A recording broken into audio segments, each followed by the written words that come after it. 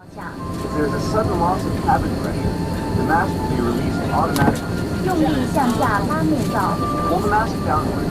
尽快罩在口鼻处， Immediately cover your mouth and nose. 并把袋子套在头上，进行正常呼吸。 Fix the elastic cord around the back of your head. Breathe normally. 要帮助别人，需自己先戴好。 You should secure your mask before helping small children. 每个座椅下。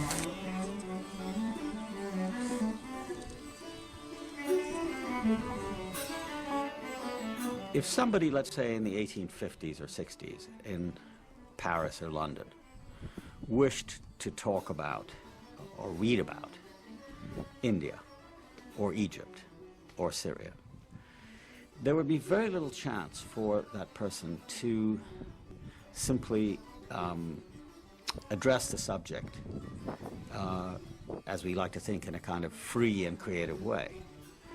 A great deal of writing had gone before, and this writing was an organized form of writing, like an organized science, what I've called Orientalism. And it seemed to me that there was a kind of repertory of images that kept coming up, the sensual woman who's there to be sort of used by the man. The East is a kind of mysterious place full of secrets and monsters. The marvels of the East was a phrase that was used. And the more I looked, the more I saw that this was really quite consistent with itself.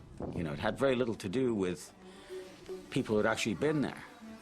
And even if they had been there, there wasn't much modification. In other words, you didn't get what you could call realistic representations of the Orient, either in literature or in painting or in music or any of the arts. And this extended even further into descriptions of the Arabs by experts, people who had studied them. And I noticed that even in the 20th century, some of the same images that you found in the 19th century amongst scholars like Edward William Lane, who wrote his book on the modern Egyptians in the early 1830s. And then you read somebody in the 1920s, and they're more or less saying the same thing. One great example that I always give is that the wonderful French poet Gérard de Nerval, who went on a voyage to the Orient, as he called it. And I was reading this book of his travels in Syria, and there was something very familiar about it.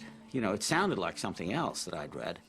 And then I realized that what he was doing almost unconsciously was quoting Lane on the Egyptians, on the theory that the Orientals are all the same, no matter where you find them. I mean, if it's in India or in Syria or in Egypt, it's basically the same essence.